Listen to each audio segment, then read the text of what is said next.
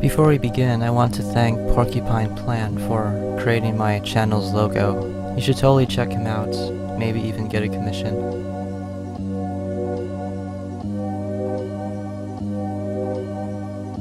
This is Shit Luck, written by Tiffany Scandal. Mondays suck. You get mugged, your car won't start, you miss the bus, and your stylist burns a bald spot into your head.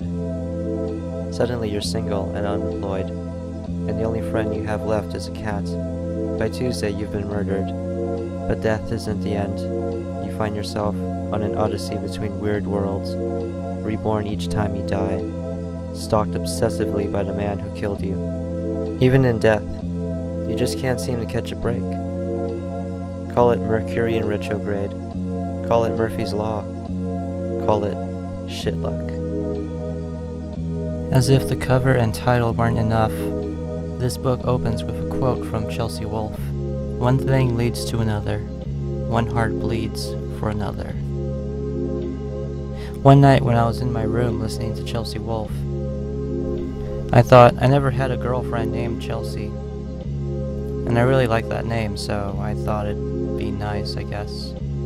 Anyway, I didn't put too much thought into it.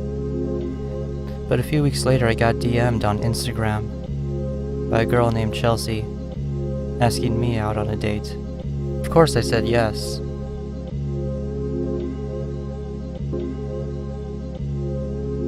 From what I've read, there's two types of characters in Bizarro when the story is just starting out. Those who are already living in the bizarre, and those who live in the ordinary and are taken into the bizarre. This book involves the latter. The scene where it happens is easily one of my favorite scenes, where an ordinary character is taken out of the ordinary and into the bizarre. I won't spoil it here, but it generates a realistic fear that finds its way out of the book. It could easily happen in real life. That's the sound of a good horror story and a great Bizarro book. Tiffany not only drags our nameless protagonist into the bizarre, but also the reader as well, soon teaching us a valuable but obvious lesson. Even in death, you cannot escape bureaucracy. We follow our nameless protagonist across many different worlds, as she's killed over and over again by a stalker that has an ability to travel between those worlds. The characters are well written in that they feel real.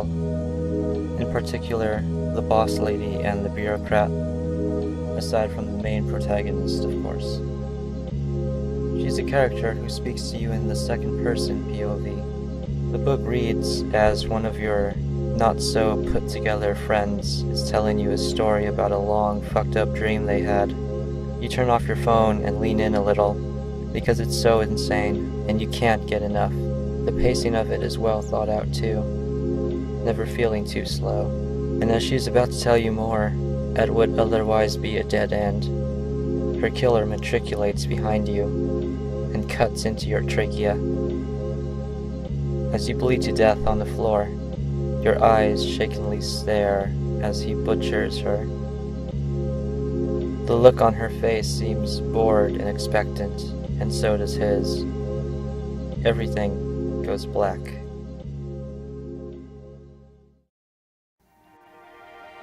If you like what you heard, please subscribe for more reviews. Also consider following my Instagram.